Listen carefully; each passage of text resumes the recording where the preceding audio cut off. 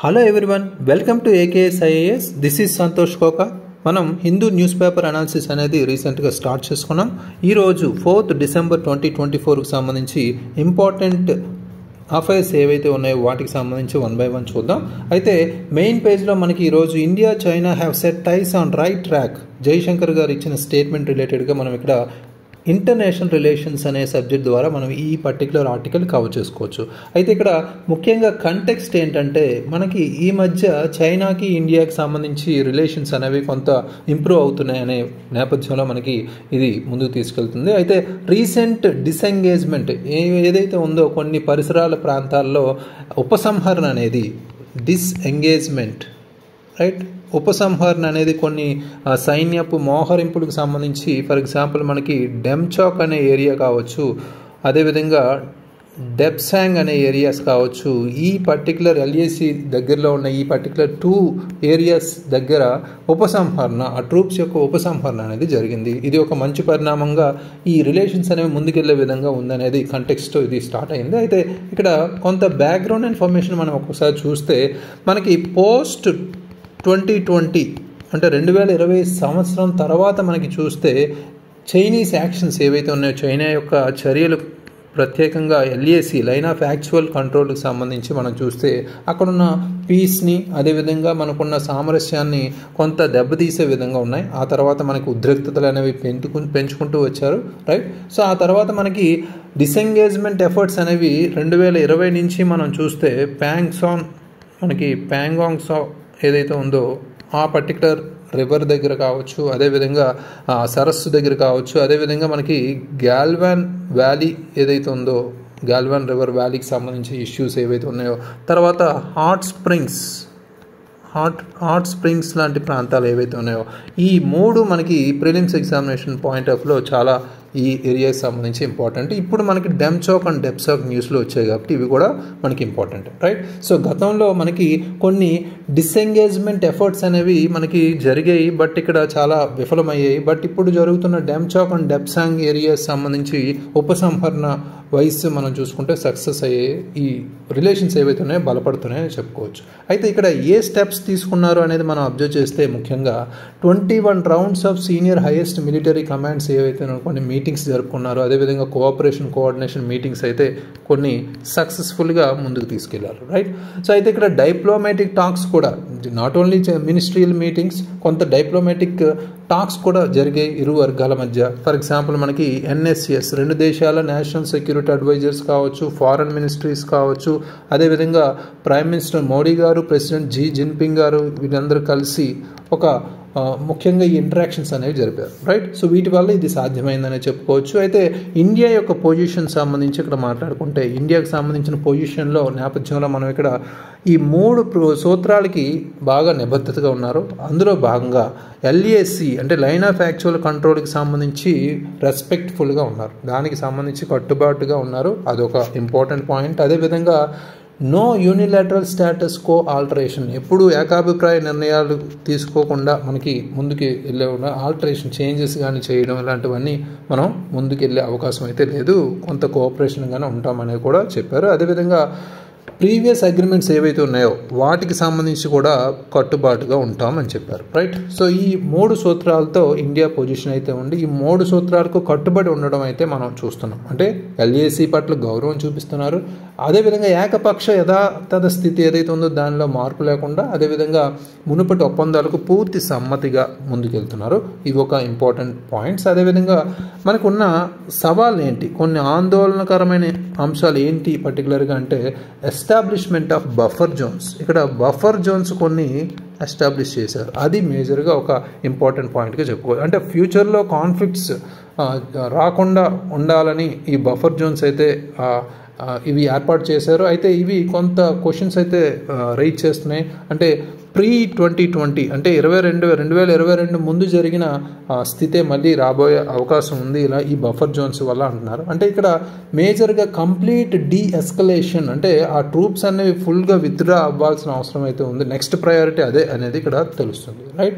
So next strategic importance, అంటే వ్యూహాత్మక ప్రాముఖ్యత అనేది ఇక్కడ మనం మాట్లాడుకుంటే ముఖ్యంగా మనకి బార్డర్ స్టెబిలిటీ అనేది చాలా ఇంపార్టెంట్. బార్డర్ల మధ్య అంటే సరిహద్దు స్థితిస్థాపకం లేదా సరిహద్దు స్థిరంగా ఉండడం అనేది చాలా ఇంపార్టెంట్ మన బయోలేటరల్ టైస్ అనేవి ముందుకెళ్ళాలంటే, రైట్. సో అదేవిధంగా డిప్లొమాటిక్ ఎంగేజ్మెంట్ కూడా కంటిన్యూ చేయాల్సిన అవసరం అయితే ఉంది, ఎందుకంటే మనకి శాంతి పీస్ అనేది ముందుకు నడిపించాలంటే, రైట్. సో వీటికి సంబంధించి మనం చాలా ఇంపార్టెంట్గా ఈ ఆర్టికల్లో డిస్కస్ చేశారు. అయితే 2020లో మనకున్న గాల్వన్ వ్యాలీ క్రాష్ సంబంధించి ఇక్కడ చాలా ఇంపార్టెంట్గా చెప్పుకోవాలి, ఎందుకంటే అప్పటి వరకు ఉన్న కొంత పీస్ ఏదైతే ఉందో LACకి సంబంధించి చాలా ఇంపార్టెంట్ అనేది ఈ చర్యల ద్వారా మనకి తెలిసింది. అంటే LAC దగ్గర మనం శాంతిపరంగా చర్యలు తీసుకోవాలనేది ఈ పర్టికులర్ అప్పట్లో జరిగిన ఈ క్లాషెస్ అనేవి మనకి ఇక్కడ క్లియర్ కట్గా చెప్తున్నాయి ప్రాముఖ్యత అనేది, right. So next important article మనకి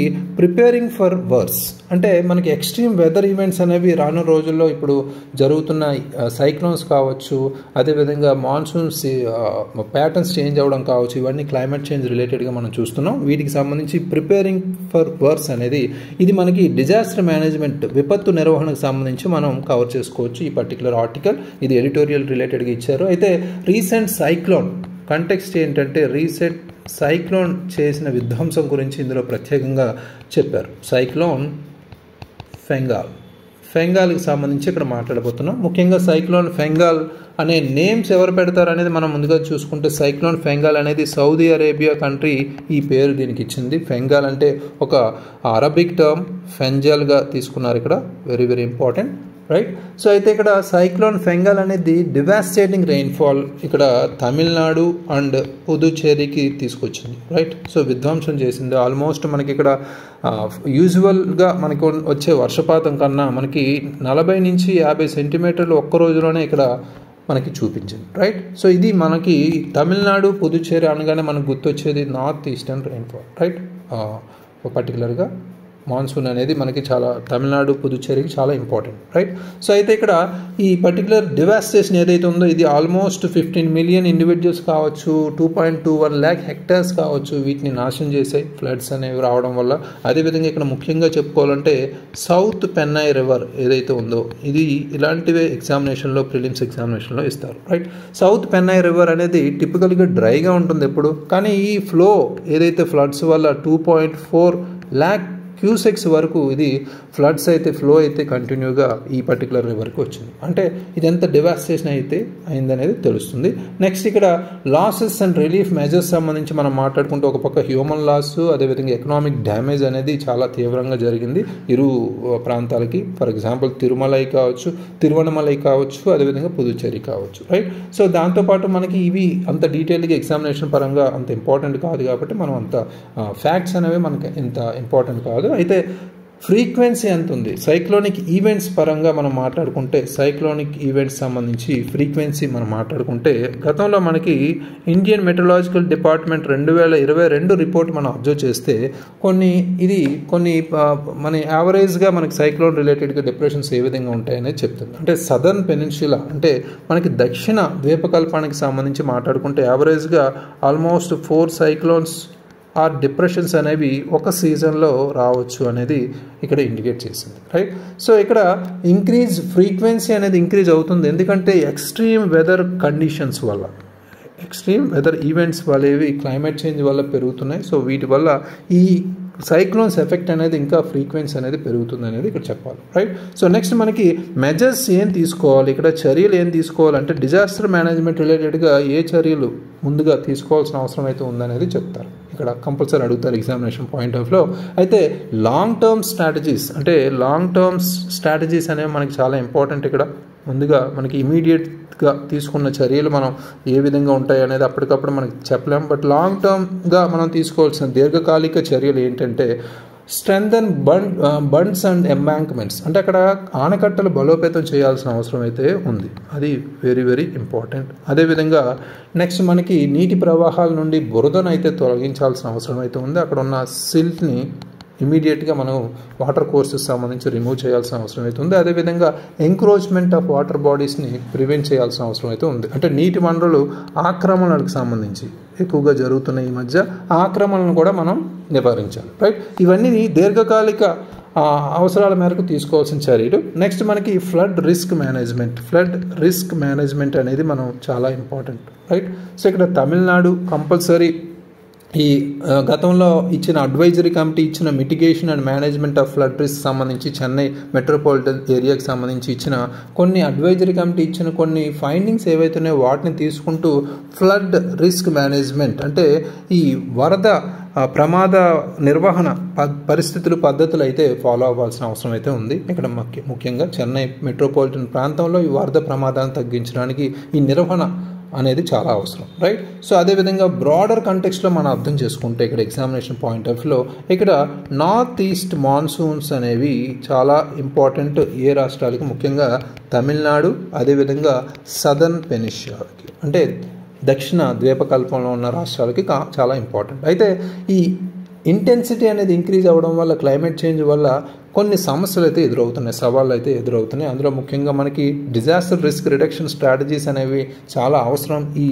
లైఫ్ని కావచ్చు, ప్రాపర్టీని కావచ్చు, వ్యవసాయాన్ని ముఖ్యంగా మనం ప్రొటెక్ట్ చేయాలంటే, రైట్. సో ఇది మేజర్గా ఇంపార్టెంట్స్ ఈ ఆర్టికల్లో డిస్కస్ చేసింది. Next important article, US approves $1.17 billion deal for equipment for MH-60R helicopters. ఇక్కడ ఇది ఇంటర్నేషనల్ రిలేషన్స్ వైజ్ మనం డిస్కస్ చేసుకోవచ్చు. ఇండియా US రిలేషన్స్ అనేవి డిఫెన్స్ భాగంలో ముందుగా, రైట్. సో ఇక్కడ బ్యాక్గ్రౌండ్ అనేది మనం అబ్జర్వ్ చేస్తే, ఇక్కడ కంటెక్స్ట్ రిలేటెడ్గా బ్యాక్గ్రౌండ్ని మనం అబ్జర్వ్ చేస్తే, యునైటెడ్ స్టేట్స్ అనేది రీసెంట్గా మనకి ఆల్మోస్ట్ $1.17 బిలియన్ డీల్ అనేది మనకి ఎక్విప్మెంట్కి సంబంధించి ఇక్కడ ఒప్పుకున్నారు, అప్రూవ్ చేశారు, right.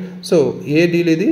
MH-60R multi role helicopters ఈ ఇండియాకి ఏ విధంగా ఉపయోగపడతాయి, అదేవిధంగా ఇండియాకి యుఎస్కి ఇంకా ఏ డీలింగ్స్ జరిగాయి అనేది ఈ పర్టికులర్ ఆర్టికల్లో డిస్కస్ చేశారు. అయితే ఇక్కడ US foreign military sales program కింద ఈ పర్టికులర్ అప్రూవల్ అయితే జరిగింది.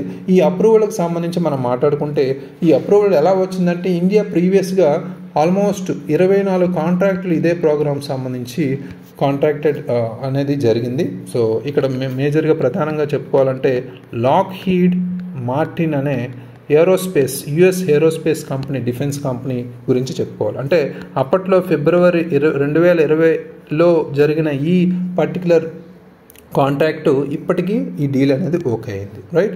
సో అయితే ఇందులో 9 ఆటోమేటిక్గా, ఇందులో 24 MH-60R హెలికాప్టర్స్ ఏవైతే ఉన్నాయో డీల్ జరిగిన అందులో 9 ఆల్రెడీ మనం ఇండెక్ట్ చేసాం ఇండియాస్ ఆర్మ్డ్ ఫోర్సెస్లో, రైట్. సో ఇది ఈ విధంగా మనకి ఈ భాగస్వామ్యం అదేవిధంగా కోఆపరేషన్ అనేది ముందుకెళ్తూ ఇప్పుడు కూడా కొంత అప్రూవల్ అయితే వచ్చింది.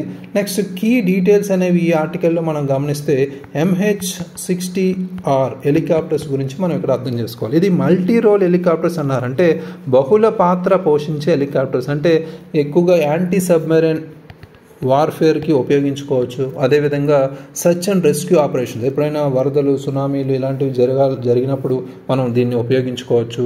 అదేవిధంగా మనం ముందుగా యాంటీ సర్ఫేస్ వార్ఫేర్ ఏదైతే ఉందో వాటికి సంబంధించి కూడా మనం ఉపయోగించు, అంటే యాంటీ సబ్మెరైన్ వార్ఫేర్ వాటర్లో ఉపయోగించుకోవచ్చు, సర్చ్ అండ్ రెస్క్యూ ఆపరేషన్స్లో ఉపయోగించుకోవచ్చు, యాంటీ సర్ఫేస్ వార్ఫేర్ కూడా ఉపయోగించుకోవచ్చు, రైట్. సో ఇది జలాంతర్గామి వ్యతిరేక యుద్ధం పరంగా లేదా పరిశోధన రక్షణ కార్యక్రమాలకు సంబంధించి, ఉపరితల వ్యతిరేక యుద్ధానికి సంబంధించి కూడా మనం బహుళ పాత్ర పోషించే హెలికాప్టర్లుగా మనం ఉపయోగించుకోవచ్చు. అయితే ఈ సపోర్ట్ ఎక్విప్మెంట్ అంతా మనకి ఇక్కడ మేజర్గా అడ్వాన్స్డ్ సిస్టమ్స్ అయితే మనకు ఉన్నాయి. ఇక్కడ multi functional information distribution system అనేవి, అదేవిధంగా జాయింట్ టాక్టికల్ రేడియో సిస్టమ్స్ అనేవి ఇక్కడ మేజర్గా ప్రధాన పాత్ర పోషిస్తాయి. అంటే ఇందులో ముఖ్యంగా ఇన్ఫ్రారెడ్ సిస్టమ్స్ కలిగి ఉన్నాయి. అదేవిధంగా కొన్ని ఫ్యూయల్ ట్యాంక్స్ అనేవి ఎక్స్టర్నల్ ఫ్యూయల్ ట్యాంక్స్ అనేవి ఇన్బిల్ట్గా ఉన్నాయి. అదేవిధంగా అడ్వాన్స్డ్ డేటా ట్రాన్స్ఫర్ సిస్టమ్స్ కూడా, ఆపరేటర్ ఇంటర్ఫేసెస్ కూడా ఇంక్లూడ్ అయ్యాయి. అంటే ఆల్మోస్ట్ అడ్వాన్స్డ్ ఎక్విప్మెంట్ అనేది ఇంక్లూడ్ అయ్యింది కాబట్టి దీనికి అంత అప్రూవల్కి సంబంధించి అదేవిధంగా మంచి కోఆపరేషన్తో ముందుకెళ్తున్నారు. ఈ డీల్ ముఖ్యంగా ఇండియాస్ క్యాపబిలిటీ ఏదైతే ఉందో, మనకి ప్రస్తుతం ఉన్న అదే భవిష్యత్తులో ముప్పులు రాబోతున్న, ముఖ్యంగా ఇక్కడ మారిటైమ్ సెక్యూరిటీకి సంబంధించి మనకున్న ముప్పులు, అదేవిధంగా భవిష్యత్తులో రాబోతున్న ముప్పుల్ని ఎదుర్కోవడానికి ఇది చాలా ఉపయోగపడుతుంది అనేది కూడా ఇక్కడ చెప్తున్నారు, ముఖ్యంగా through anti submarine warfare capabilities, right. So next మనకి ఇంపార్టెంట్గా మనం చెప్పుకుంటే ఇక్కడ లాక్హీడ్ మార్టిన్ అనేది ప్రైమరీ ప్రిన్సిపల్ కాంట్రాక్టర్గా చెప్పుకోవచ్చు. లాక్హీడ్ మార్టిన్ అనేది యుఎస్లో ఒక ఏరోస్పేస్ డిఫెన్స్ కంపెనీ అనమాట. Very very important. నెక్స్ట్ మనకి ఇంప్లికేషన్స్ ఏంటి, యుఎస్ ఇండియా ఈ డీల్కి సంబంధించి మనం చూసుకుంటే ఇండియాకి సంబంధించిన ఇంప్లికేషన్స్, ప్రభావాలు ఏంటి అనేది మనం గమనిస్తే, ఈ డీల్ అనేది ఇండియాస్ డిఫెన్స్ క్యాపబిలిటీస్ ఇందాకే చెప్పినట్టు ఆ సామర్థ్యం అయితే మనం పెంచుకోవచ్చు. ముందుకు మారిటైమ్ సెక్యూరిటీ, సముద్ర పరంగా మనం సముద్ర భద్రత పరంగా ముందుకెళ్ళచ్చు. అదేవిధంగా మనకి డిఫెన్స్ కోఆపరేషన్ ఏదైతే ఉందో ఇండియాకి యుఎస్కి ఇంకా మనం బలపరుచుకుంటూ యుఎస్ స్ట్రాటజిక్ పార్ట్నర్షిప్ అంటే ఇండియా అమెరికా వ్యూహాత్మక భాగస్వామ్యాన్ని ఇంకా ముందుకు తీసుకెళ్లే అవకాశం అయితే ఉంది. అదేవిధంగా ఆఫ్సెట్ అగ్రిమెంట్కి బయటికి చూసుకుంటే మనకి టెక్నాలజీ ట్రాన్స్ఫర్ కూడా ఇన్వాల్వ్ అయి ఉంది. ఇక్కడ ఆటోమేటిక్గా మనం ఇక్కడ MH-60R ఎప్పుడైతే మనం ట్రాన్స్ఫర్ చేసుకుంటున్నామో ఇక్కడ అడ్వాన్స్డ్ ఎక్విప్మెంట్స్ లేదా అడ్వాన్స్డ్ టెక్నాలజీ యూజ్ చేస్తున్నాం కాబట్టి ఇక్కడ టెక్నాలజీ ట్రాన్స్ఫర్ అనేది కూడా జరుగుతుంది అనేది క్లియర్ కట్గా చెప్పుకోవచ్చు. రైట్. సో అదేవిధంగా ఇక్కడ ఒక ప్రాముఖ్యత పరంగా మనం మాట్లాడుకుంటే, సిగ్నిఫికెన్స్ పరంగా, ఈ పర్టికులర్ డీటెయిల్స్ పరంగా మనం మాట్లాడుకుంటే ఇక్కడ India's anti submarine warfare capabilities అనేవి బెటర్ మారిటైమ్ డిఫెన్స్ కోఆపరేషన్తో మనకి పర్టికులర్గా ఇండియన్ ఓషన్ రీజియన్లో మనకి డిఫెన్సివ్గా ఉండే, అంటే ఇప్పుడు మనం ఫేస్ చేస్తున్న సెక్యూరిటీ ఛాలెంజెస్ ఏవైతే ఉన్నాయో పాకిస్తాన్ నుంచి, చైనా నుంచి, వీటిని ఎదుర్కొనే విధంగా మనం ముందుకెళ్ళే అవకాశం అయితే ఉంది. అదేవిధంగా యుఎస్ ఇండియా డిఫెన్స్ టైస్ను కూడా మనం ముందుకు తీసుకెళ్లే అవకాశం కూడా ఉంది. ఒక పక్క చైనా గ్రో ఇన్ఫ్లుయెన్స్ ఏదైతే ఉంది ఇండో పసిఫిక్ రీజియన్లో చైనాకి పెరుగుతున్న ఇన్ఫ్లుయెన్స్, దాన్ని కూడా మనం ఫోకస్ చేస్తూ దాన్ని కంటైన్ చేస్తూ ముందుకెళ్ళే అవకాశం అయితే ఉంది. రైట్. సో ఈ ఆర్టికల్లో ప్రధానంగా అది లింక్ చేశారు. అదేవిధంగా నెక్స్ట్ ఇంపార్టెంట్గా మనం రిఫ్లెక్షన్స్ ఆన్ బాకూస్ NCQG అవుట్కమ్, అంటే రీసెంట్గా జరిగిన మన COP29 సమ్మిట్ రిలేటెడ్గా ఇక్కడ ఆల్మోస్ట్ ఈరోజు ఎడిటోరియల్స్లో 3-4 ఎడిటోరియల్స్ అవే డిస్కస్ చేశారు. ప్రధానంగా ఇది మనం పర్టికులర్గా ఎన్విరాన్మెంట్ రిలేటెడ్గా కవర్ చేసుకోవచ్చు, అదేవిధంగా ఇంటర్నేషనల్ రిలేషన్స్గా కూడా మనం లింక్ చేసుకోవచ్చు. రైట్. సో అయితే ఇక్కడ COP29 రీసెంట్గా మనకి బాకులో జరిగింది. బాకు అనేది ఎక్కడ ఉంది, ఇక్కడ ముఖ్యంగా అజర్బైజాన్ ప్రాంతంలో ఉంది. ముఖ్యంగా ఇది నవంబర్ 2024లో జరిగే ఆల్మోస్ట్ ఒక 10 days జరిగింది ఈ పర్టికులర్ ఈవెంట్ అనేది.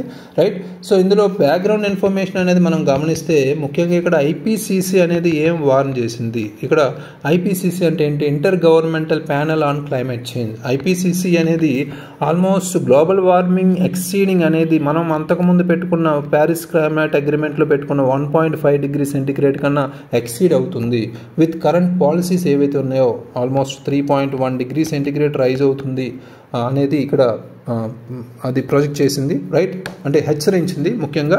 అంటే IPCC ఏంటి, స్టాటిక్ బ్యాక్గ్రౌండ్లో మనం అర్థం చేసుకుంటే inter governmental panel on climate change అంటే యునైటెడ్ నేషన్స్ బాడీగా, అంటే ఐక్యరాజ్య సమితి ఒక ప్రత్యేక విభాగంగా ఇది క్లైమేట్ చేంజ్, వాతావరణ మార్పుల్ని అంచనా వేసి ఒక సైంటిఫిక్ ఇన్ఫర్మేషన్ అయితే అన్ని గవర్నమెంట్స్కి ప్రొవైడ్ చేస్తుంది. ఇక్కడ అదొక ప్రధానంగా ఇది ఒక ఇంపార్టెంట్గా చెప్పుకోవచ్చు. అయితే ఇక్కడ మనం ప్రధానంగా ఈ పర్టికులర్ COP29లో ఒక క్లైమేట్ యాక్షన్ అనేది చాలా అర్జెంటుగా ఇక్కడ వరల్డ్ వైడ్ మనం ఒక అర్జెంట్ యాక్షన్ తీసుకోవాల్సిన అవసరం అయితే ఉందనేది చెప్పారు. అయితే ఇక్కడ కీ ఇష్యూస్ అనేవి మనం అక్కడ అబ్జర్వ్ చేస్తే ముఖ్యంగా ఏది డిస్కస్ చేశారు ఈ పర్టికులర్ ఈవెంట్లో అనేది చూస్తే న్యూ కలెక్టివ్ క్వాంటిఫైడ్ గోల్ అనేది ఇక్కడ చాలా ఇంపార్టెంట్. రైట్. సో ఇది ఆల్మోస్ట్ COP21 అంటే ప్యారిస్ అగ్రిమెంట్ ఏదైతే ఉందో ఆ టైంలోనే దీన్ని ఎస్టాబ్లిష్ చేశారు. అయితే డిస్కషన్స్ అయితే ఇప్పుడు COP29లో అయితే జరిగాయి. ఎక్కడ జరిగింది, రీసెంట్గా బాకులో అజర్బైజాన్లో జరిగింది నవంబర్ 2024లో. రైట్. సో అంటే అప్పటి COP29లో న్యూ కలెక్టివ్ క్వాంటిఫైడ్ గోల్కి సంబంధించి ఎస్టాబ్లిష్ చేస్తే ఇప్పుడు COP29లో వీటి గురించి డిస్కషన్స్ అయితే జరిగాయి. వీటి ఎయిమ్ ఏంటి, పర్టికులర్గా ఒక స్పెసిఫిక్ మెజరబుల్ ఫైనాన్షియల్ గోల్స్ ఏవైతే ఉన్నాయో, గ్లోబల్ క్లైమేట్ ఎఫర్ట్స్ ఏవైతే ఉన్నాయో, అంటే ప్రపంచ వాతావరణ ప్రయత్నాలకు మద్దతుగా నిర్దిష్టంగా మనం కొలవగలిగే ఆర్థిక లక్ష్యాలను ఏర్పాటు చేయడమే దీని లక్ష్యం. అది వెరీ వెరీ ఇంపార్టెంట్. అంటే COP ఇప్పటి వరకు వచ్చిన లక్ష్యాలు వేరు, ఇప్పుడు ముందు మనకి ఎగ్జామినేషన్ పాయింట్ ఆఫ్లో ఈ NCQGA ఎక్కువగా వినిపిస్తుంది. రైట్. సో దీని మీద మనం ఫోకస్ చేయాలి. నెక్స్ట్ ఇక్కడ ఫైనాన్సింగ్ ఛాలెంజెస్ అనేది చాలా ఇంపార్టెంట్. ఫైనాన్సింగ్ ఛాలెంజెస్ అనేవి చాలా ఇంపార్టెంట్. ఎందుకంటే డెవలపింగ్ నేషన్స్ ఏవైతే ఉన్నాయో వాళ్ళు అఫోర్డబుల్గా, యాక్సెసిబుల్గా క్లైమేట్ ఫైనాన్స్ అనేది చాలా ఇంపార్టెంట్. అంటే వాళ్ళు క్లీన్ టెక్నాలజీస్ వాడాలనుకున్నా, అంటే స్వచ్ఛమైన సాంకేతిక పరిజ్ఞానాన్ని వాడాలనుకున్నా వాళ్ళు ఖర్చు చేయలేరు. దానికి సంబంధించి వాళ్ళకి అందుబాటులో లేవు, ఆర్థిక సహాయం అనేది లేదు, రైట్. అవి ఎవరిస్తారు? ఆల్మోస్ట్ డెవలప్డ్ కంట్రీసే ముందుగా ప్రామిస్ చేశారు, ఇంత ప్రొవైడ్ చేస్తామని. వాళ్ళు ఇంకా చేయలేదు. ఇది ఈ గందరగోళంలో ఈ పర్టికులర్ సమ్మిట్ అనేది నడిచింది. అయితే అప్ ఫ్రంట్ కాస్ట్స్ అనేవి, హై క్యాపిటల్ కాస్ట్స్ అనేవి మనకి ఈ గ్రీన్ సొల్యూషన్స్ ఏవైతే ఉన్నాయో, ఫర్ ఎగ్జాంపుల్ మనకి గ్రీన్ టెక్నాలజీస్ ఉపయోగించాలన్నా చాలా మనకి మూలధన ఖర్చులు ఉంటాయి. అధిక మూలధన ఖర్చులు కావచ్చు, ముందస్తు ఖర్చులు కావచ్చు. వీటిని ప్రొవైడ్ చేయాలంటే కంపల్సరీ సొల్యూషన్స్ అయితే లేవు వాళ్ళ దగ్గర, రైట్. సో అయితే డెవలప్డ్ కంట్రీస్ ఆల్రెడీ ప్రామిస్ చేశారు, $100 బిలియన్ మేము ప్రొవైడ్ చేస్తాం యాన్యువల్లీ అని. ఎప్పుడో జరిగిన క్యాంకన్ సమ్మిట్లో 2010లోనే వీళ్ళు అనౌన్స్ చేశారు. బట్ ఇప్పటికీ ఆ పరిమితి అనేది చాలా తక్కువగా అది వీళ్ళు అందజేస్తున్నారు. ఈ పర్టికులర్ ప్రామిస్ చేసిన అమౌంట్ అనేది ఇవ్వట్లేదు పూర్తిగా, రైట్. సో కొంతగా ఇస్తున్నారు, రైట్. ఇది అయితే సరిపోదు ఇప్పుడు ఉన్న మూలధన ఖర్చులకి.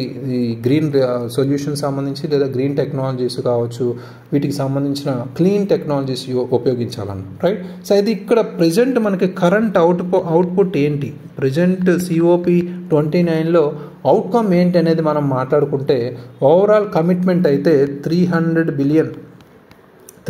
బిలియన్ అనేది యాన్యువల్గా వాళ్ళు ఇస్తారన్నారు. యాన్యువల్గా అంటే ప్రతి సంవత్సరానికి 300 బిలియన్ వాళ్ళు 2035 వరకు వాళ్ళు ఇస్తామని ప్రామిస్ అయితే చేశారు. బట్ ఇది డెవలపింగ్ కంట్రీస్ రిక్వెస్ట్ చేసిన 1.3 ట్రిలియన్ కన్నా చాలా తక్కువ, రైట్. సో డెవలపింగ్ కంట్రీస్ అనేవి ఎంతవరకు వాళ్ళు రిక్వెస్ట్ చేశారు? 1.3 ట్రిలియన్ రిక్వెస్ట్ చేస్తారు, $1 ట్రిలియన్. వీళ్ళు $300 బిలియన్ యాన్యువల్గా, అది కూడా 2035 వరకు మేము ప్రొవైడ్ చేస్తామని కమిట్మెంట్ చెప్పారు, రైట్. సో ఈ ఫండింగ్ అనేది చాలా ఇంపార్టెంట్. ఇది చాలా తక్కువగా ఉంది ఈ కరెంట్ అవుట్కమ్లో మనం మాట్లాడుకుంటే. అయితే ఫండింగ్ కూడా ఇక్కడ ప్రైవేట్ క్యాపిటల్గా చెప్పారు. అంటే ఇది ఫండింగ్ కూడా ప్రైవేట్ క్యాపిటల్గా చెప్పారు. ఎందుకంటే ఇది కూడా మనకి ఒక ఇంపార్టెంట్గా చెప్తాను. గ్లోబల్ సౌత్ అనే మనం వర్డ్ అనేది ఎక్కువగా వింటున్నాం. గ్లోబల్ సౌత్కి సంబంధించి అందరికీ యాక్సెసిబిలిటీ ఇవ్వాలంటే కంపల్సరీ మనకి ఈ కన్సర్న్స్ అనేవి, ఆందోళన అనేది ఉంది. అంటే ప్రైవేట్ క్యాపిటల్ ఎప్పుడైతే ఉపయోగించారో ఆ ప్రైవేట్ క్యాపిటల్, పబ్లిక్ క్యాపిటల్ కూడా మనకి చాలా ఇంపార్టెంట్గా కొంత డిఫరెన్షియేట్ అయితే ఇక్కడ ఉంది.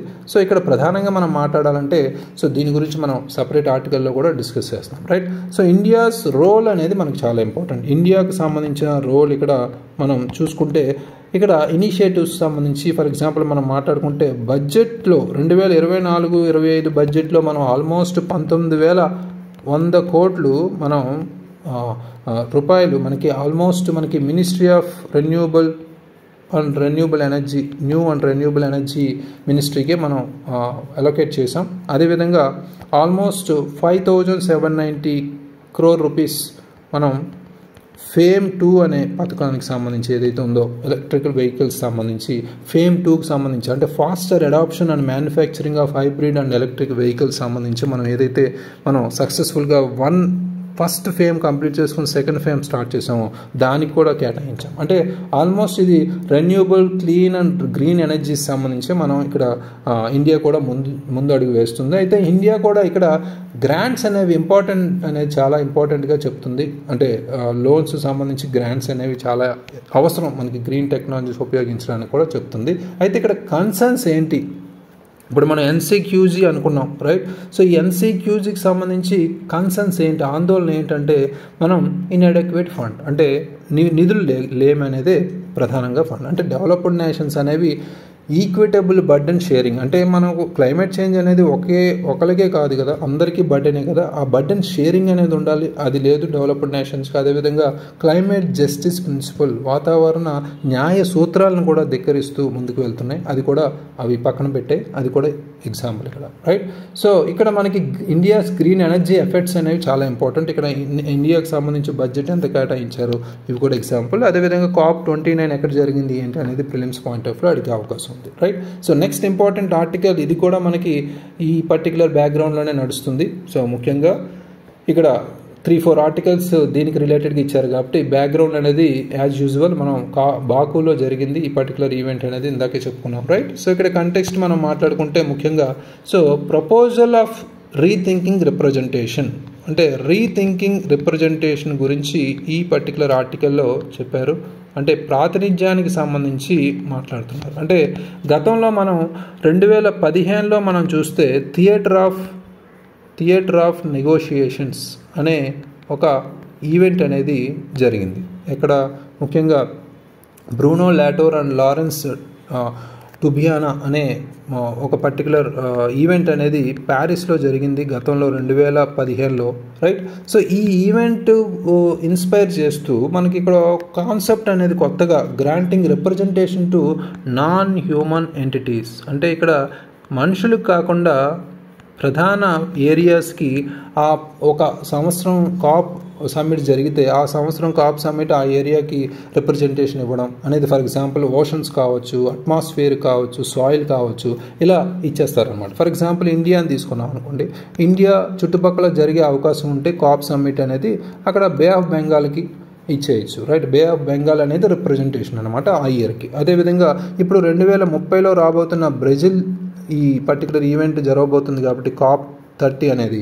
సో అప్పుడు COP30 అనేది నెక్స్ట్ ఇయర్ జరగబోతున్న బ్రెజిల్కి సంబంధించి అమెజాన్ అడవులకి ప్రాతినిధ్యం అయితే ఇవ్వబోతున్నారు. ఇలా introduce the new concept of granting representation of non human entities. ఇక్కడ ఓషన్స్, అట్మాస్ఫియర్, సాయిల్, ఈ క్లైమేట్ నెగోషియేషన్స్ అనేవి వాటి పేర్ల మీదుగా తీసుకెళ్తారు, రైట్. సో ఇక్కడ ఒక కేస్ స్టడీ మనం థియేటర్ ఆఫ్ నెగోషియేషన్స్ 2015లో జరిగిన ఆ కేస్ స్టడీని అబ్జర్వ్ చేస్తే ఆల్మోస్ట్ ఇక్కడ 200 స్టూడెంట్స్, 143 యూనివర్సిటీస్ ఇందులో రోల్ ప్లే చేశారు. అయితే ఇక్కడ మేజర్గా నాన్ హ్యూమన్ ఎంటిటీస్ అనేవి ఇక్కడ మాట్లాడే విధంగా అంటే ఆ పర్టికులర్ ప్లేస్లో ఎవరో ఉండి నేను అర్త్ని లేదా నేను ఓషన్ని, నేను సాయిల్ని ఇలా రిప్రజెంటేషన్ చేసుకుంటూ ముందుకెళ్లారు. ఆ ఇంటర్ కనెక్టెడ్నెస్ అండ్ సావరెంటీని హైలైట్ చేసే విధంగా తీసుకెళ్లారు. అంటే ఫర్ ఎగ్జాంపుల్ ఓషన్ మనకి ప్రత్యేకించి కొన్ని కండిషన్స్ యుఎస్ మీద పెట్టింది అప్పట్లో, రైట్. ఫర్ ఎగ్జాంపుల్ అదేవిధంగా అట్మాస్ఫియర్ అనేది చైనాని అడ్రస్ చేయడం ఇలా తీసుకొచ్చారు, రైట్.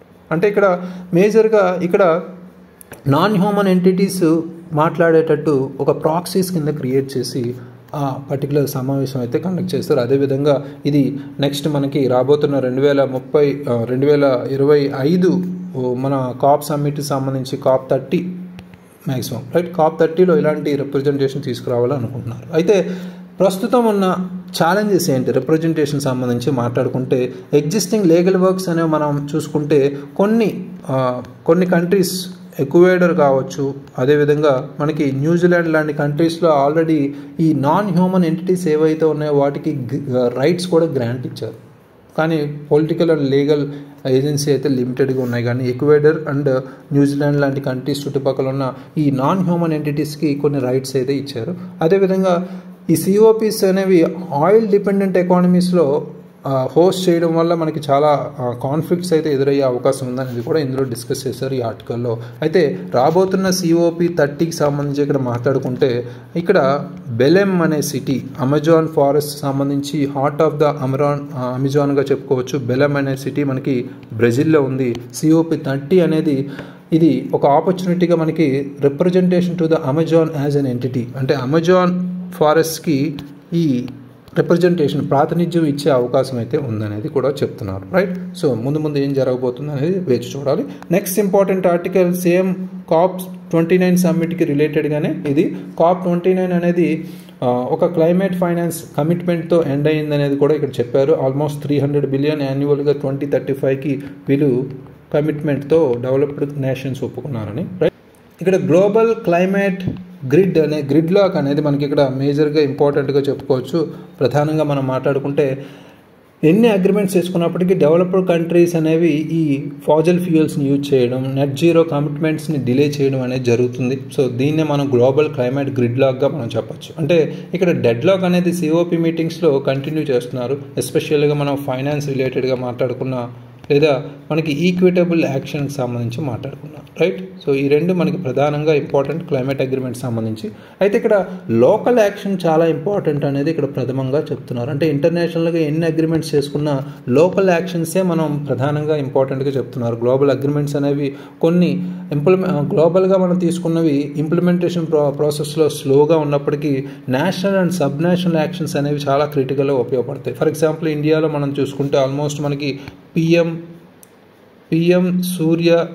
సూర్య ఘర్ ముఫ్త్ బిజ్లీ యోజన అనేది మనం తీసుకొచ్చాం సోలార్ ఎనర్జీకి సంబంధించి, రైట్.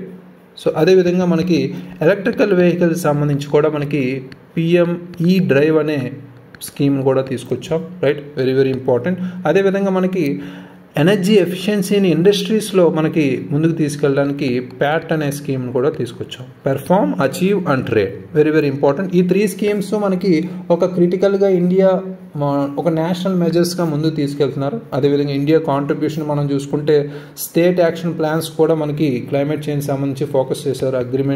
అగ్రికల్చర్ సంబంధించి కావచ్చు, ఫారెస్ట్రీకి సంబంధించి కావచ్చు, లేదా వాటర్ రిసోర్సెస్ సంబంధించి కావచ్చు, అదేవిధంగా డిజాస్టర్ రిస్క్ రిడక్షన్ సంబంధించి కావచ్చు, రైట్. ఇవన్నీ చాలా ఇంపార్టెంట్. అయితే ఛాలెంజెస్ ఏమున్నాయి మన గ్లోబల్ కాన్సెప్ట్స్ని రీచ్ అవ్వడానికి, మనకి ఛాలెంజెస్ ఏమున్నాయి అనేది ఇక్కడ గమనిస్తే ముఖ్యంగా ఇక్కడ గ్లోబల్ కన్సెన్సస్ అనేది మేజర్ మనకి కామన్ కన్సెన్సస్గా చెప్తున్నాం. గ్లోబల్ కన్సెన్సస్ అంటే ప్రపంచవ్యాప్తంగా మనకు ఒక ఏకాభిప్రాయం అనేది మనకి ఇక్కడ క్లైమేట్ యాక్షన్కి సంబంధించి ఇంకా మిగిలి ఉంది. అయితే ఇక్కడ లోకల్ ఎఫర్ట్స్ అయితే ఇండియాస్ క్లైమాటిక్ అడాప్షన్ స్ట్రాటజీస్ కావచ్చు, క్లీన్ ఎనర్జీ ట్రాన్సిషన్స్ కావచ్చు, కొంత సొల్యూషన్స్ అయితే ప్రొవైడ్ చేస్తున్నాయి. అయితే ఫర్ ఎగ్జాంపుల్ మనకి ప్రీవియస్గా జరిగిన ఎగ్జాంపుల్ మనకి గ్లోబల్ అచీవ్మెంట్స్ మనం చూసుకుంటే మాంట్రియల్ ప్రోటోకాల్గా మనం మొదటిగా చెప్పుకోవచ్చు. ఇది ఓజోన్ లేయర్ని ప్రొటెక్ట్ చేస్తూ తీసుకొచ్చారు. అదేవిధంగా మనకి క్యోటో ప్రోటోకాల్గా కూడా మనకి ఇంపార్టెంట్గా చెప్పుకోవచ్చు. అదేవిధంగా ప్యారిస్ అగ్రిమెంట్ కూడా ఒక గ్లోబల్ స్టాండర్డ్స్ అయితే తీసుకొచ్చాయి. ఈ ఎమిషన్స్ ఉద్గారాలను తగ్గించే విధంగా ఇవి మనకు ముందుకు తీసుకెళ్లారు, రైట్. ఇవన్నీ గ్లోబల్ అచీవ్మెంట్స్గానే చెప్పుకోవచ్చు.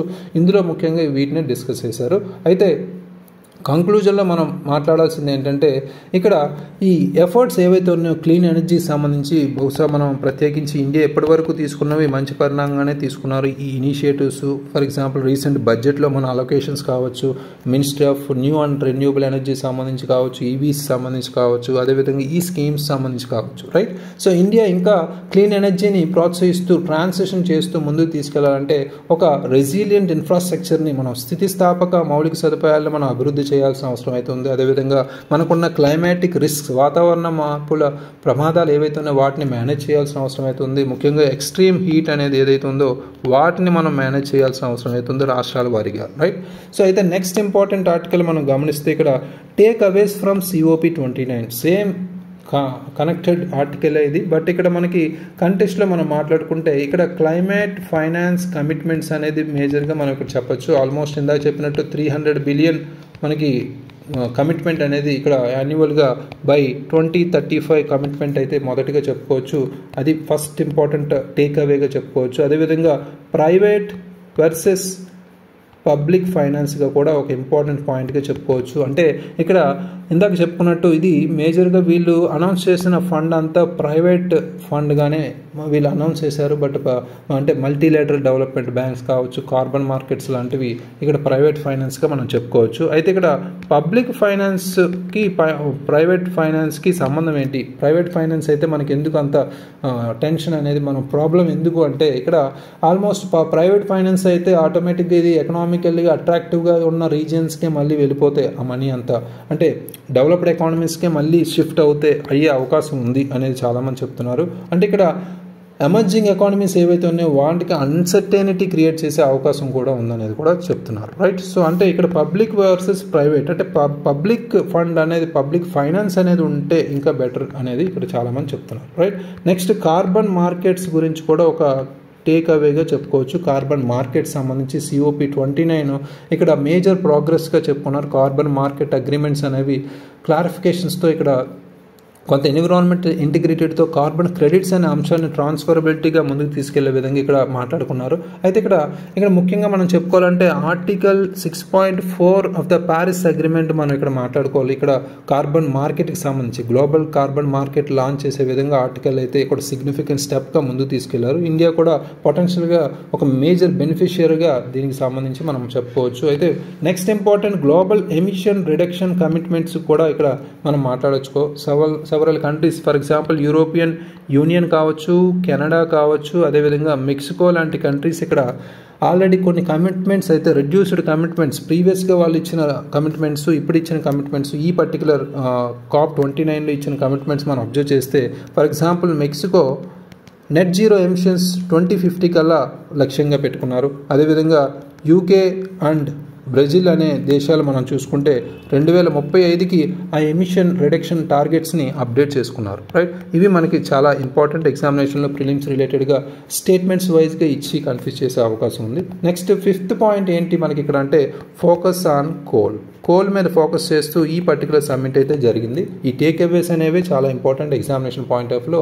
ఇక్కడ G20 సమ్మిట్లో మనకి ఇండోనేషియా G20 సమ్మిట్లో ఆల్రెడీ ఒక ప్లాన్ అనౌన్స్ చేసింది. ముఖ్యంగా కోల్ ఏదైతే ఉందో దేశంలో కోల్ సంబంధించి ఫాజిల్ ఫ్యూయల్ ప్లాంట్స్ 2040 కల్లా ఫేజ్ అవుట్ చేయాలని. రైట్, సో ఆ లక్ష్యం అయితే పెట్టుకున్నారు. ఎందుకంటే ఇండోనేషియా అనేది లార్జెస్ట్ ఎక్స్పోర్టర్ ఆఫ్ కోల్గా లేదా థర్డ్ లార్జెస్ట్ కన్జ్యూమర్ ఆఫ్ కోల్గా మనం చెప్తాం ఇండోనేషియా. అది కూడా వెరీ ఇంపార్టెంట్ ఫ్యాక్ట్. అయితే ఇక్కడ ఫోకస్ అనేది ఈ COP29లో G20 సమ్మిట్లో మనం మేజర్గా కోల్ మీద ఫోకస్ చేశారు. ఎందుకంటే ఈ స్పెసిఫిక్ ఫాజిల్ ఫ్యూయల్కి అడ్రస్ చేసే విధంగా ఈ ఛాలెంజ్ అయితే ఉంది కాబట్టి. Right, so next important point మనకి ఈ టేక్ అవేస్లో 1.5 degree centigrade goal. Right, so already మనం పెట్టుకున్న గోల్, మనం ప్యారిస్ క్లైమేట్ అగ్రిమెంట్లో ఉన్న గోల్ని మనం అన్అచీవబుల్గా ఇందులో మనం క్లియర్ కట్గా చెప్పుకోవచ్చు ఈ సమ్మిట్లో. ఎందుకంటే ఒక రీసెంట్గా స్టడీ మనం అబ్జర్వ్ చేస్తే ఇప్పుడు ప్రపంచంలో ఆల్రెడీ మనం 1.49 డిగ్రీ సెంటిగ్రేడ్కి రీచ్ అయిపోయాం. వార్మ్ అయిపోయింది మన అర్త్ అనేది. 2023 కల్లా మనం ఈ టార్గెట్ని మనం రీచ్ అయిపోతాం అనేది కూడా ఇక్కడ చెప్తున్నారు. అంటే ఇక్కడ డెవలపింగ్ నేషన్ సంబంధించి క్రిటికల్గా బార్గెనింగ్ పాయింట్ అయితే మనం చెప్పొచ్చు. ఎందుకంటే మోర్ ఫైనాన్షియల్ సపోర్ట్ అనేది చాలా అవసరం ఇక్కడ. అదేవిధంగా అగ్రెసివ్ ఎమిషన్స్ అనేవి కట్స్ చేయాలంటే లార్జ్ ఎకానమీస్ నుంచే మనకి మేజర్గా పుషింగ్ ఫ్యాక్టర్గా మనం చూసుకోవచ్చు. రైట్, సో ఇది టేక్ అవేస్ అనేవి చాలా important. Next and last article మనం ఈరోజు ప్రత్యేకంగా వరల్డ్ వైల్డ్ లైఫ్ కన్జర్వేషన్ డేగా మనం December 4th మనం జరుపుకుంటాం. ముఖ్యంగా వెరీ వెరీ ఇంపార్టెంట్. సో ఇక్కడ ముఖ్యంగా కన్జర్వేషన్ గురించి మనకి ఎగ్జామినేషన్లో ఈ ఎన్విరాన్మెంట్ అండ్ బయోడైవర్సిటీ రిలేటెడ్గా దీన్ని మనం కవర్ చేయొచ్చు. ముఖ్యంగా ఈ ఆర్టికల్లో మనం బయోడైవర్సిటీ అంశం ద్వారా మనం కవర్ చేయొచ్చు. రైట్, సో ఇక్కడ ప్రధానంగా ఈ కీ పాయింట్స్ మనం అబ్జర్వ్ చేస్తే ఇందులో ప్రధానంగా ఫస్ట్ డిస్కస్ చేయాల్సింది ఇండియాలో ఉన్న ప్రముఖమైన జీవజాతులకు సంబంధించి. ఇండియాలో మనకి ప్రధానంగా ప్రపంచంలోనే మనకి ల్యాండ్ ఏరియాలో ఓన్లీ 2.4% ఇండియా ఉన్నప్పటికీ మనం ప్రపంచంలోనే ఉన్న స్పీసీస్ ఏవైతే ఉన్నాయో జాతులకు సంబంధించి 7 to 8% ఇండియాలోనే ఉన్నాయంట. రైట్, సో ఇది చాలా మంచి పరిణామం. అయితే ఆల్మోస్ట్ మనకి ఇక్కడ ఈ 7 to 8%లో మనకున్న 45,000 మొక్కలు ఉన్నాయి. అదేవిధంగా 91,000 యానిమల్స్, జంతువులు కూడా ఉన్నాయి. రైట్, సో ఇది మనకి మేజర్గా ఇంపార్టెంట్గా చెప్పుకోవచ్చు. అయితే ఇండియా అనేది ఒక మెగా డైవర్స్ కంట్రీ, అంటే ఒక పెద్ద వైవిధ్యాత్మక ప్రదేశంగా మనం చెప్పుకోవచ్చు ఈ బయోడైవర్సిటీకి సంబంధించి. ఎందుకంటే ఇక్కడ క్షీరదాలు ఉన్నాయి, బర్డ్స్ పక్షులు ఉన్నాయి, రెప్టైల్స్ సరీసృపాలు ఉన్నాయి, యాంఫిబియన్స్ ఉభయచరాలు ఉన్నాయి, ఫిషెస్ ఉన్నాయి, చేపలు ఉన్నాయి, అదేవిధంగా మొక్కలు ఉన్నాయి. ఇవన్నీ మనకి ఒక సిగ్నిఫికెంట్ మెగా డైవర్స్ కంట్రీగా మనం పిలిచే అవకాశం అయితే ఉంది. రైట్, సో నెక్స్ట్ మనకి రెండవ ఇంపార్టెంట్ పాయింట్ అంటే ఇండియాస్ బయోజోగ్రఫికల్ జోన్గా మనం ఇక్కడ చెప్పచ్చు. ఎందుకంటే భారతదేశ జీవ భౌగోళిక మండలాలకు సంబంధించి ఇక్కడ మాట్లాడుకుంటే ప్రపంచంలోనే 34 ఈ మండలాలు ఉంటాయి. అంటే బయోడైవర్సిటీ హాట్స్పాట్స్ ఉంటే అందులో 4 ఇండియాలోనే ఉన్నాయి. అవేంటి అందరికీ తెలిసిందే, హిమాలయాస్, అదేవిధంగా ఇండో బర్మా ప్లేస్లో కావచ్చు, అదేవిధంగా వెస్టర్న్ ఘాట్స్ శ్రీలంక ప్రదేశాలు కావచ్చు, రీజియన్ కావచ్చు, దాంతోపాటు మనకి సుండాల్యాండ్ అనే ప్లేస్ కావచ్చు. రైట్, ఈ 4 ఏరియాస్ ప్రధానంగా ఈ బయోజోగ్రఫికల్ జోన్స్లో మనకి ప్రపంచంలో 34 ఉంటే అందులో 4 మన దేశంలో ఉన్నాయి, రైట్. ఇండియా బయోడైవర్సిటీ అనేది మనం కవర్ చేస్తే ఆల్మోస్ట్ 10 బయోజోగ్రఫికల్ జోన్స్గా ఉన్నాయి, రైట్. సో ఇవి మనకి యూనిక్ ఎకో సిస్టమ్స్, అంటే ఒక ప్రత్యేక పర్యావరణ వ్యవస్థను మనం ఇండియాలో చూడొచ్చు అనేది ఇక్కడ దీని ద్వారా తెలుస్తుంది, right. So very very important. అయితే నెక్స్ట్ ఇంపార్టెంట్ పాయింట్ ఇక్కడ మనకి ఈ ఛాలెంజెస్ ఏమున్నాయి, ప్రధానంగా వైల్డ్ లైఫ్ కన్జర్వేషన్కి ప్రధానంగా ఛాలెంజెస్ ఏవైతే ఉన్నాయో అవి మనం ఇక్కడ చెప్తాం. ముఖ్యంగా ఎకనామిక్ గ్రోత్, అంటే ఆర్థిక అభివృద్ధి అనేది చాలా ఇంపార్టెంట్, అదొక ఛాలెంజ్గా చెప్పుకోవచ్చు. అదేవిధంగా పాపులేషన్ ప్రెజర్, అంటే జనాభా మన ఒత్తిడి అనేది కూడా ఇక్కడ చాలా ఉంది. అదేవిధంగా డిమాండ్ ఫర్ న్యాచురల్ రిసోర్సెస్ అంటే మనకి సహజ వనరుల మీద మనకి డిమాండ్ ఏదైతుందో వీటన్నిటికీ మనకి వైల్డ్ లైఫ్ కన్జర్వేషన్కి సంబంధించి ఒక సంఘర్షణ అనేది ఏర్పడుతుంది, అదొక పెద్ద ఛాలెంజ్గా చెప్పుకోవచ్చు. నెక్స్ట్ మనకి హ్యాబిటాట్ డిస్ట్రక్షన్ అనేది అవుతుంది, అంటే ఈ జంతువులు లేదా పక్షుల సంతతులు ఏవైతే ఉన్నాయో వాటిని మనం డిస్ట్రక్ట్ చేస్తాం, ఎందుకు, హ్యూమన్ వైల్డ్ లైఫ్ కాన్ఫ్లిక్ట్ వల్ల, రైట్. సో అంటే ఇక్కడ మనం వన్ హెల్త్ అనే అప్రోచ్ ఏదైతే ఉందో వన్ హెల్త్ అప్రోచ్ అనేది క్లియర్ కట్గా చెప్పుకోవచ్చు. దాన్ని మనం ప్రధానంగా దీనిగా చెప్పుకోవచ్చు. అంటే ఒకటి మనం పర్టికులర్గా హ్యూమన్స్, ఒకటి ఎన్విరాన్మెంటు, ఇంకొకటి యానిమల్స్, ఈ 3 మనం కలగలిపి వన్ హెల్త్ అప్రోచ్గా చెప్పుకోవచ్చు. ఏ ఒక్కటి మనం ప్రాపర్గా మనం బ్యాలెన్స్ చేయకపోయినా మనం మొత్తానికి నష్టంగా మనం పరిగణించవచ్చు. అయితే ఇక్కడ మనం నెక్స్ట్ ఇంపార్టెంట్ క్రిటికల్లీ ఎండేంజర్డ్ మన స్పీసీస్ని మనం కరెక్ట్గా కంపల్సరీ ఇక్కడ లింక్ చేసుకోవాలి. క్రిటికల్లీ ఎండేంజర్డ్గా మనం చెప్పచ్చు, తీవ్రమైన ముప్పు పొందే అవకాశం ఉన్న జాతులు ఏవైతే ఉన్నాయో మనకి 2022 వరకు మనం చూసుకుంటే ఆల్మోస్ట్ మొత్తం 73 క్రిటికల్లీ ఎండేంజర్డ్ స్పీసీస్ అనేది ఇండియాలోనే ఉన్నాయి. గతంలో 2011లో మనకి ఇవి 47 ఉంటే ఇప్పుడు 2022లో 73 వరకు వచ్చాయి, రైట్. సో ఈ high risk of extinction in the wild, అంటే ప్రధానంగా ఈ స్పీసీస్ అనేవి చాలా ప్రమాద స్థితిలో ఉన్నాయి ప్రపంచంలోనే, అయితే ఇండియాలో ఇంకా ఈ స్థాయిలో ఉన్నాయని రీసెంట్గా IUCN international union for conservation of nature అనే ప్రధానంగా ఇది పేర్కొంది. అయితే మనకి ఈ ప్రధానంగా ఉన్న ఈ హై రిస్క్ ఎక్స్టెన్షన్లో ఉన్న ప్రాంతాల్లో జాతుల్లో మనకి ఆల్మోస్ట్ 9 క్షీరదాలకు సంబంధించిన జాతులు అయితే క్రిటికల్గా ఎండేంజర్డ్ ఉన్నాయి. అందులో మనకి ఇండియాకి సంబంధించిన స్థానిక జాతులే మనకి ఇంపార్టెంట్లో ఉన్నాయి, అంటే స్పెసిఫిక్ రీజన్స్ ఆఫ్ ఇండియాలోనే కనిపించే జాతులు అయితే ఇక్కడ ఉన్నాయి, రైట్. సో ఇది చాలా ఇంపార్టెంట్. అయితే మనకి ఈ జాతుల్లో మనం ప్రధానంగా చూసుకుంటే జమ్మూ కాశ్మీర్లో ఉండే కాశ్మీర్ స్టాగ్ అనే ఒక నక్క జాతికి సంబంధించిన ఎర్ర రంగు ఉన్న నక్కకి సంబంధించిన జాతిలో కాశ్మీర్ స్టాగ్ అంటారు, హంగుల్ అంటారు. అదేవిధంగా మలబార్ లార్జ్ స్పాటెడ్ సివెట్, అంటే ఇదొక పిల్లి జాతికి చెందిన ఒక జంతు జాతికి సంబంధించి కావచ్చు. మలబార్ లార్జ్ స్పాటెడ్ సివెట్గా ఇవి క్రిటికల్ ఎండేంజర్డ్గా ఉన్నాయి. రీసెంట్గా ఎగ్జామినేషన్లో మనం కంపల్సరీ అడిగే ఛాన్స్ ఉంది. అయితే మనం లెస్సర్గా అందరికీ తెలియనట్టుగా ఉన్న గ్రేట్ ఇండియన్ బస్టర్డ్గా మనం ఇక్కడ చెప్పుకోవచ్చు. ఇది జనరల్గా సిగ్నిఫికెంట్గా అతి పెద్ద ముప్పు ఉన్నప్పటికీ ఎప్పుడూ మనం టైగర్స్ని అదేవిధంగా లయన్స్ని ఎక్కువగా మాట్లాడుకుంటాం కాబట్టి ఈ పేరు మనకు ఎక్కువగా వినిపించకపోవచ్చు. మనం మీడియా అటెన్షన్ ఎక్కువైతే మనం సాధారణంగా ప్రపంచంలో మనం మానవులకు సంబంధించి ఎలా అయితే పేరున్న డబ్బున్న వాళ్ళ గురించి మీడియా అటెన్షన్ వస్తుందో అలాగే ఇక్కడ పలుకుబడి మజిల్ ఇంపాక్ట్ ఉన్న ఈ టైగర్స్ లయన్స్ సంబంధించి ఎక్కువగా ఇక్కడ చెప్పుకుంటాం కాబట్టి మీడియా అటెన్షన్. ఇక్కడ గ్రేట్ ఇండియన్ బస్టర్డ్ అనే జీవిని మనం ఇక్కడ మర్చిపోతున్నాం. అది కూడా ఎక్కువగా ఇక్కడ ఇన్ఫ్రాస్ట్రక్చర్ థ్రెట్ ఉన్నది, ఎక్కువగా పవర్ లైన్స్ కావచ్చు, వాటి వల్ల ముప్పు అయితే ఎదుర్కొంటుంది ఈ స్పీసీస్ అనేది. గ్రేట్ ఇండియన్ బస్టర్డ్ చాలా ఇంపార్టెంట్ ఇక్కడ, రైట్. సో ఇక్కడ అన్ఫెన్స్డ్గా ఉన్నాయి ఎక్కువగా ఇండియాస్ వైల్డ్ లైఫ్ రిజర్వ్స్ ఏవైతే ఉన్నాయో శాంక్చురీస్ సంబంధించి కన్జర్వేషన్ ఎఫర్ట్స్ తీసుకోవాల్సిన అవసరం అయితే ఉంది. అందులో మధ్యప్రదేశ్ మనం గురించి చెప్పుకోవచ్చు. మధ్యప్రదేశ్లో ఎక్కువగా మన టైగర్స్ని ఎక్కువగా ఈ సంరక్షించే ఏర్పాట్లు అయితే చేస్తున్నారు. అదేవిధంగా ఇతర రాష్ట్రాల్లో కూడా వన్యప్రాణి సంరక్షణ అభయారణ్యాల్లో ఈ చర్యలు కూడా తీసుకోవాల్సిన అవసరం అయితే ఉంది. ఇక్కడ మనం ఆఫ్రికా రిజర్వ్స్లో మనం మాట్లాడుకుంటే కొన్ని ఫెన్సింగ్ ఏరియాస్ ఉంటాయి. అదేవిధంగా మనం అన్ఫెన్స్డ్గా ఉంటాయి. మన పర్టికులర్గా ఇండియాలో అడవులు చూసుకుంటే ఫెన్సింగ్ అనేది ఉండదు, హంటింగ్ అనేది అలౌ చేయరు. బట్ ఫెన్సింగ్ అనేది ఉండకపోవడం వల్ల చాలా ప్రాబ్లం అయితే ఉంటుంది ఇక్కడ, అది కూడా గమనించాలి. ఇక్కడ హ్యూమన్ వైల్డ్ లైఫ్ కాన్ఫ్లిక్ట్ అనేది ప్రధానంగా ఇక్కడ మేజర్ ప్రాబ్లం. కాబట్టి ఇప్పుడు ఈ వన్ హెల్త్ అనేది అప్రోచ్ అనేది చాలా important examination point of view, environment biodiversity concern, right.